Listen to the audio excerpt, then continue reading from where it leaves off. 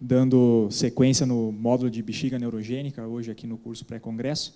A gente vai falar, então, um pouquinho da qualidade de vida na bexiga neurogênica, principalmente na mielomeningocele. A introdução sobre a mielomeningocele, a doutora Marcela já fez na sua apresentação, né?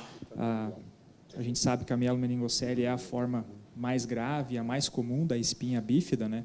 Ela não só causa as alterações neurológicas, bem sabidas, mas também alterações ortopédicas e, de maior interesse aos urologistas, as alterações vesicais e também não podemos esquecer as alterações intestinais. Esses pacientes, eles acabam necessitando de uma abordagem multidisciplinar contínua. Nos primeiros trabalhos, década de 60, década de 70, por não ter um tratamento adequado às crianças com mielomeningocele, muitas vinham a falecer por complicações tanto neurológicas como infecciosas, principalmente infecções urinárias, né? Mas com a melhora do manejo neurocirúrgico, o uso das derivações, dos shunts, a melhora no manejo urológico desses pacientes, a mielomeningocele hoje tornou-se uma doença crônica, já que os últimos trabalhos mostram que até 85% desses pacientes eles acabam atingindo a vida adulta, né?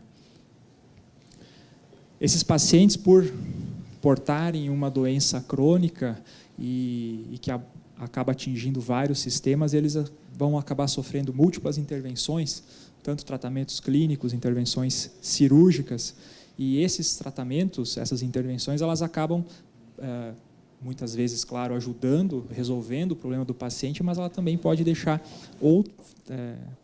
trazer outras sequelas ou até mesmo deixar alguma lesão residual que vai acompanhar o paciente para o resto da vida, né? Como é que a gente avalia se o nosso tratamento está sendo eficaz no paciente? O ortopedista tem a questão, faz o exame de imagem, raio-x, para avaliar membro inferior, coluna, se precisa de alguma outra intervenção. O neurologista, através da anamnese, exame físico. O urologista também, anamnese, exame físico, exames laboratoriais, exames de imagem, para a gente ver se aquilo que a gente está trazendo e fazendo pelo paciente realmente está atingindo o objetivo que a gente espera, né? Esses pacientes com mielomeningocele, eles têm um grande prejuízo no autocuidado, principalmente pelas deficiências da parte motora, né? Com prejuízo no autocuidado, na sua mobilidade, pelas alterações neurológicas e cognitivas também, eles têm costumam ter uma piora no desempenho escolar, muitas vezes não atingem a realização profissional que almejam, acabam se tornando indivíduos com uma baixa autoestima, apresentando risco de isolamento social, até podendo desenvolver quadros de depressão. Então, a gente vê que a mielomeningocele ela não traz pura e simplesmente alterações físicas, mas também acaba trazendo alterações psicossociais para esses pacientes. E por juntando as limitações físicas e as alterações psicossociais no portador de mielomeningocele, a gente vê que ele acaba tendo um prejuízo importante da sua qualidade de vida, que é um termo que acredito que todos nós aqui almejamos uma melhor qualidade de vida. Mas o que a gente pode definir como qualidade de vida? Se eu perguntar para cada um de vocês o que é qualidade de vida, cada indivíduo vai ter uma definição diferente, né? Dependendo do ambiente onde vive, do convívio familiar.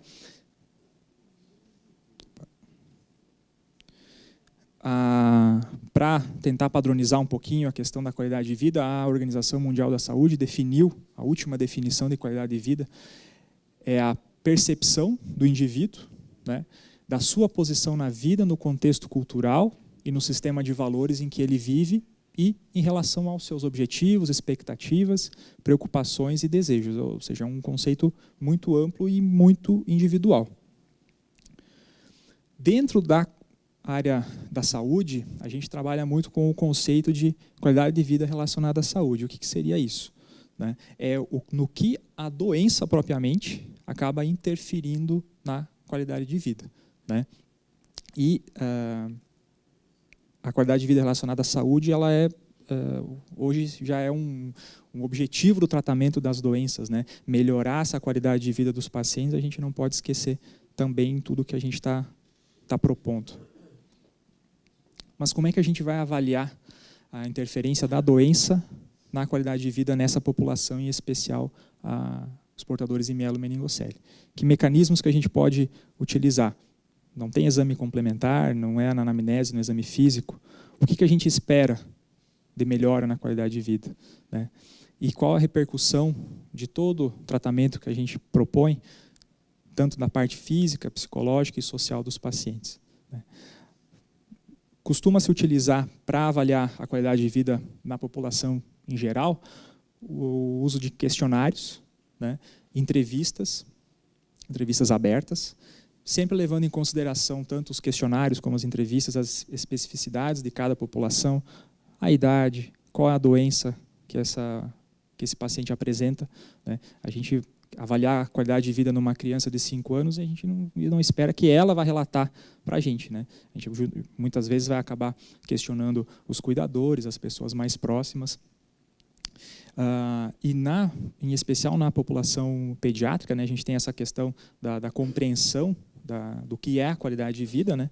Então, a gente sempre tem que lembrar aí da idade mínima para a aplicação dos questionários. Falando propriamente da espinha bífida, o primeiro questionário específico para a mielomeningocele, para a espinha bífida, foi publicado em 1997. Né? É um questionário que foi utilizado pacientes de 5 a 20 anos, foram divididos em 2 faixas etárias, né? Dos 5 aos 12, dos 13 aos 20 anos. A faixa etária dos 5 a 12 anos, o questionário ele foi aplicado aos pais dessas crianças, né? E dos 13 aos 20 anos, já o próprio paciente respondia as questões, né? Eram 2 questionários longos, né? Um questionário de 44 questões, o outro eram 47 questões, o dos 13 aos 20 anos. Mas, mesmo sendo um questionário específico para paciente com espinha bífida, ele deixava de abordar uma questão importante que a gente vê no dia a dia, quem trata desses pacientes, que é a função tanto vesical como intestinal. Falar de um outro trabalho mais recente, né, para mostrar qual a aplicabilidade desses questionários. Muitos trabalhos, mesmo com paciente com espinha bífida, mesmo tendo questionário específico, eles acabam utilizando questionários mais genéricos para avaliar a qualidade de vida relacionada à saúde. Por exemplo, esse trabalho publicado em 2015, que acabou também utilizando 2 grupos, dos 8 aos 15 e dos 10 aos 17 anos. Era um trabalho longitudinal, então eram feitas 2 avaliações, comparando qual a perspectiva, a percepção dos pais e dos pacientes quanto à qualidade de vida, né? Ele acabou utilizando um questionário muito comum que é utilizado nos trabalhos de qualidade de vida, né, o PEDSCale, né, a versão 4.0, mas, mais uma vez, justamente por ser um questionário genérico, ele deixou também de abordar a questão da função intestinal e urinária nos pacientes com espinha bífida. Mais recentemente, um outro questionário específico para portadores de espinha bífida foi criado, publicado agora em 2016. Foram utilizados pacientes dos 6 aos 18 anos. Né? O questionário envolvia 30 questões com 6 domínios. Presumia-se que o questionário fosse preenchido pelo próprio paciente, mesmo com idades mais baixas, né, a partir dos 6 anos. E já nesse questionário já tinha algumas questões sobre a incontinência fecal. Né?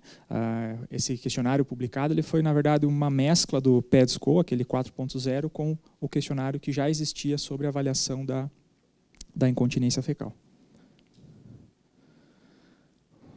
Mas são poucas revisões sistemáticas sobre o tema, publicadas na literatura, a mais recente de 2016, né, que avalia a qualidade de vida nos pacientes com mielomeningocele. De todos os trabalhos que foram pesquisados, de 2000 a 2015, no PubMed, só 43 artigos conseguiram ser alocados para análise, sendo que desses 43, 31 deles utilizavam instrumentos genéricos e apenas 12 trabalhos questionários específicos, né, para espinha bífida. Nos 43 artigos, 15 instrumentos diferentes, a gente vê a grande variação na literatura, então fica difícil de você comparar o resultado de um trabalho com o outro, porque não tem uma uniformização nos questionários. Os mais utilizados, o questionário genérico PEDSCO e o questionário publicado por Parkin em 1997. E dos resultados que a meta-análise, que a revisão sistemática da literatura encontrou, uma piora importante da qualidade de vida, principalmente a partir dos 13 anos de idade, na transição do paciente para a adolescência, que é a fase onde o paciente começa a se perceber mais como indivíduo, né? Como criança, ele muitas vezes não tem a perspectiva do que a doença, o que traz de dificuldade para ele tem o maior apoio dos pais, o melhor convívio social, então ele não percebe o impacto da doença na sua qualidade de vida. O principal aspecto que é afetado pela mielomeningocele é o aspecto físico, a dificuldade na mobilidade, mostrou-se um fator importante, né? E mais uma vez frisado pela revisão, que os instrumentos genéricos eles não conseguem abordar aspectos específicos que só o paciente da mielomeningocele tem, né? O uso da cadeira de rodas, a necessidade de cateterização vesical, a incontinência urinária, como a própria incontinência fecal, né? O nível da deficiência também é diretamente proporcional ao acometimento físico. A gente sabe, quanto mais alto a lesão na coluna, pior é a parte motora, né? Também, uma coisa que é importante frisar, que a maioria dos trabalhos que entraram na revisão sistemática são trabalhos realizados nos Estados Unidos, Europa Ocidental, que é uma população socioeconomicamente totalmente diferente do que a gente atende aqui no Brasil, né? Esse, só para ilustrar, é um dos poucos trabalhos publicados, né, em países subdesenvolvidos, né, uma avaliação da qualidade de vida de crianças com espinha bífida em Uganda, né? Já nesse trabalho foi utilizado o KidScreen-10, que é também um questionário genérico para avaliação da qualidade de vida. Outro trabalho um pouco melhor executado, publicado em 2013, mas também feito no Canadá, apenas com 53 indivíduos, né, com 2 questionários novamente genéricos de qualidade de vida, onde na regressão logística o principal fator que se relacionou à qualidade de vida foi a idade do paciente. Retornando um pouquinho aquilo que a gente falou, né, quanto maior a idade, o paciente se percebe mais no contexto social, então começa a perceber as dificuldades as dificuldades da vida, né, e na regressão linear o nível da lesão apresentada. Tentando preencher essa lacuna na literatura de questionários não específicos para mielomeningocele, questionários longos, 47 questões. O professor Conrad, da Universidade de Indiana, nos Estados Unidos, realizou um trabalho onde foi criado um novo questionário de avaliação da qualidade de vida, que é a abreviação o QALAS. São 3 questionários, o QALAS-C para crianças de 8 a 12 anos, o QALAS-T para adolescentes de 13 a 17 e o QALAS-A para adulto, né? Os 3 trabalhos foram publicados, os trabalhos de validação foram publicados recentes, 2 em 2015 e o QALAS-T agora em 2017, né? O QALAS ele é um questionário feito específico para portadores de espinha bífida, pode ser utilizado para pacientes acima dos 8 anos de idade e foi criado com a ideia de ser um questionário auto-aplicável. Aqui, só para ilustrar um pouquinho como é a diagramação dos questionários, o QALAS-C e o QALAS-T eles têm 2 domínios. O QALAS-C sobre autoestima e independência, o QALAS-T sobre a família e a independência desse paciente, e ambos têm em comum o questionário, o domínio sobre função vesical e a função intestinal, que era uma coisa que não era abordada nos outros trabalhos, tá? Esses trabalhos, então, foram somente mostrados como foi feita a validação e a execução dos questionários. E o primeiro trabalho mostrando a aplicação mesmo, né, dos questionários, publicado agora em 2018, com 298 crianças com mielomeningocele, utilizando o QALAS-C e o QALAS-T, né, mostrou-se que, na verdade, o que o que estatisticamente foi significativo na piora da qualidade de vida foi principalmente a incontinência urinária, não o fato de ter a incontinência urinária, a continência social, de permanecer 3 a 4 horas seco, isso não era tão importante na qualidade de vida para esses pacientes, mas sim a quantidade. Ter um episódio em grande quantidade é muito pior do que você ficar perdendo em pequenas quantidades ao longo do dia. Já a incontinência fecal, só o fato de ter um pequeno escape já foi significativo para esses pacientes. Aqui, o nosso grupo está desenvolvendo agora a tradução e a validação dos questionários do QALAS-C e do QALAS-T para a população brasileira. A gente está utilizando dos pacientes aqui da ACD, do Ambulatório de Nefrologia Pediátrica da Unifesp. Já foi encerrada a coleta de dados, a gente está na análise estatística já do que foi coletado. A ideia, como o professor Macedo falou no início da apresentação, é a minha tese de mestrado, na verdade.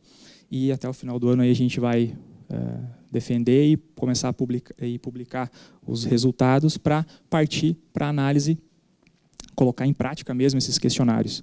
Uma coisa, juntando com o trabalho que a Marcela vem desenvolvendo, seria importante daqui a alguns anos, e nenhum trabalho fala até hoje, é a avaliação da qualidade de vida dos pacientes que foram operados intraútero. Todos esses trabalhos aqui que foram mostrados são pacientes de correção pós-natal, que é mais uma... talvez a melhora na qualidade de vida que esses pacientes vão ter seja mais um fator que a gente possa indicar, orientar para reforçar a realização da cirurgia intraútero aí. Obrigado.